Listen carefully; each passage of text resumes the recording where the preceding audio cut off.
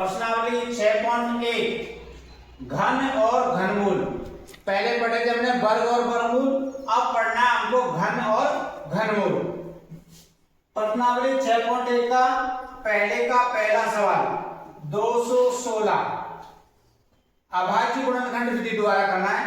2 का भाग दिया इसमें सबसे पहले 108, फिर 2 का भाग दिया 554, फिर 2 का भाग दिया 2 दूनी 4, 7 दूनी 14, फिर किसका भाग देंगे इसमें 3 का 9 बार, फिर 3 का भाग दिया 3 बार, फिर 3 का भाग दिया 1 बार। देखो वर्ग वर्गमूल में हम 2 संख्याओं का जोड़ा बनाते हैं और घन व घनमूल में 3 संख्याओं का जोड़ा बनाना है। देखो एक जोड़ा 2 का बन गया और दूसरा जोड़ा किसका बन गया 3 का, यानी कि 2 गुणा 3 करेंगे तो कितना आएगा 6, यानी 216 का घनमूल क्या होगा 6 होगा। क्या होगा 6। इसी प्रकार आपको और संख्या है, इनके आपको घनमूल ज्ञात करना है। जैसे एक और उदाहरण समझा देता हूं मैं आपको। इसका ये लिख दिया 2 गुणा 3 बराबर 6। एक और इसी का सवाल है 46 656। सबसे पहले 2 का भाग देंगे, 2 का भाग देंगे 2 दूनी 4, 3 दूनी 6, 3 दूनी 6, 2 दूनी 4, 8 दूनी 16, फिर 2 का भाग दिया 2 एकम 2, 2 एकम 2, 6 दूनी 12, 6 दूनी 12, 4 दूनी 8, फिर 2 का भाग दिया 5 दूनी 10, 8 दूनी 16, 3 दूनी 6, 2 एकम 2, फिर 2 का भाग दिया 2 दूनी 4, 1 बच गया 18, 9 दूनी 18, 2 एकम 2, 6 दूनी 12, फिर दोबारा 2 का भाग दिया 2 एकम 2, 4 दूनी 8, 1 बच गया 11, 5 दूनी 10 और 16, 8 दूनी 16, फिर 2 का भाग दिया 7 दूनी 14, 7 दूनी 14 और फिर 5 डाल गया 2 दूनी 4, 1 बच गया 18, 9 दूनी 18।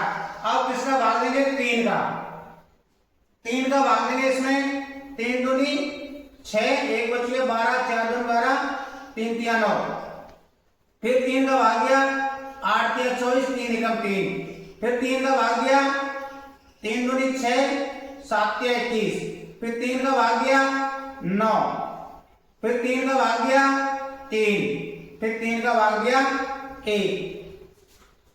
अब बनाओ इसमें जोड़ा, एक जोड़ा ये बन गया, दूसरा ये बन गया, एक ये बन गया और एक ये बन गया।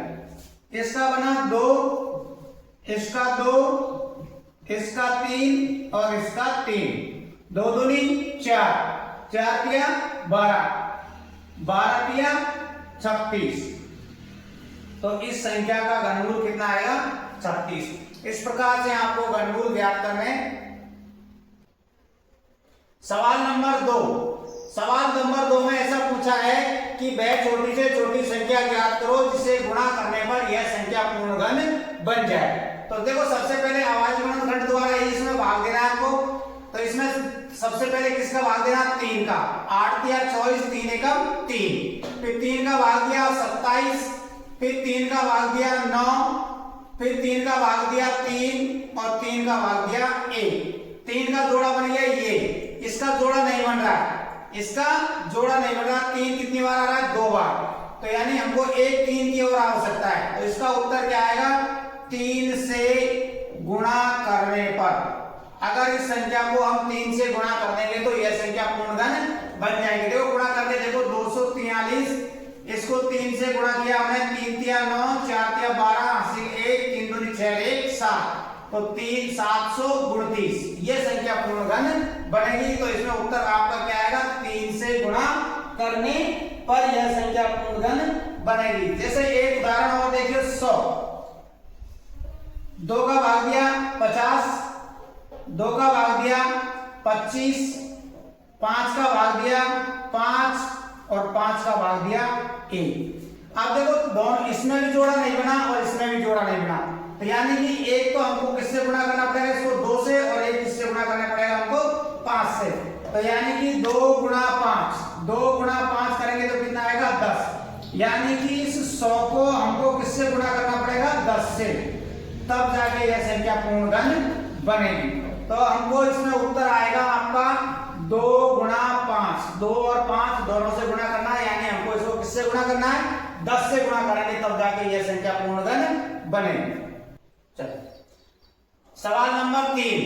अब इस सवाल में हमसे ये पूछा गया, दूसरे में तो पूछा गया था किस संख्या से गुणा किया जाए, और इसमें पूछा है कि किस संख्या का भाग दिया जाए कि यह संख्या पूर्ण घन बन जाए। तो सबसे पहले हम दिया 3 का भाग दिया, इसमें जो कितना आ गया?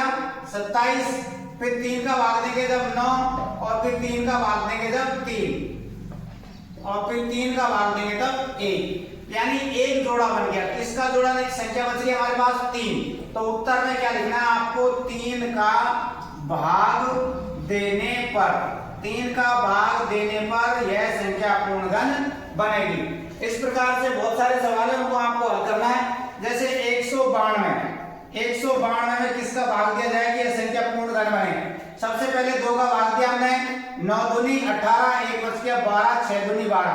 फिर 2 का भाग दिया, इसमें 4 दूनी 8, 1 बच गया 8 दूनी 16। फिर 2 का भाग दिया हमने, कितनी बार गया? 24 बार। फिर हमने इसमें 2 का भाग दिया 12 बार। फिर हमने इसमें 2 का भाग दिया 6 बार। फिर 2 का भाग दिया हमने इसमें 3 बार, और फिर इसमें 3 का भाग दिया 1 बार। इसका जोड़ा बन गया, इसका जोड़ा बन गया, क्या संख्या अलग बची आपकी? 3। तो इसका उत्तर क्या आएगा? 3 का भाग देने पर, 3 का भाग देने पर यह संख्या पूर्ण घन बनेगी। ठीक है, इस प्रकार आपको इन संख्याओं को ज्ञात।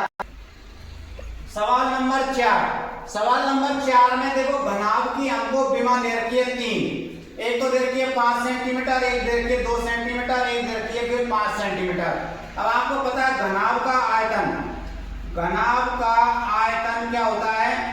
घनाभ का आयतन बराबर होता है L into B into H, L into B into H, यानी कि 5 गुणा 2 गुणा 5।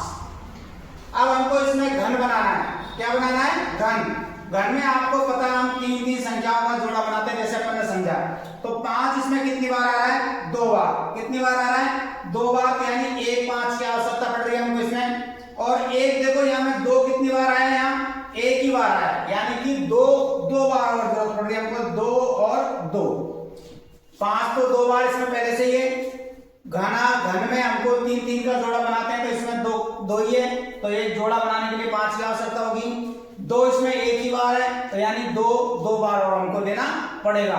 गुणा करो इनको, 5 दूनी 10, 10 दूनी 20, कितना हो गया? 10 दूनी 20। तो इसने पूछा कितने घनाभों की आवश्यकता होगी, तो कितने घनाभों की आवश्यकता हुई है हमारे पास? 20 घनाभों की आवश्यकता हुई है। ये आपको देखो ये घनाभ वाले सवाल आ जाए, दिमाग दे रखी हो। घनाभ का आयतन का सूत्र होता है L into B into H, लंबाई इंटू चौड़ाई इंटू ऊंचाई। तो हमको देखो 5 गुणा 2 गुणा 5 ये हो गया। अब घन बनाने के लिए हमको 3 के जोड़े की आवश्यकता होती है, तो इसमें 2 बार 5 तो है, तो 1 बार 5 और की जरूरत पड़ी। ये 2 1 ही बार है, तो 2 कितनी बार लेना पड़ेगा हमको? 2 बार। इनको गुणा करके देख लो, 5 दूनी 10 और 10 दूनी 20। तो हमसे यही पूछा कि कितने घनाभ की आवश्यकता होगी, तो 20 घनाभ की आवश्यकता होगी। इस प्रकार आपकी 6.1 प्रश्नावली समाप्त होती है।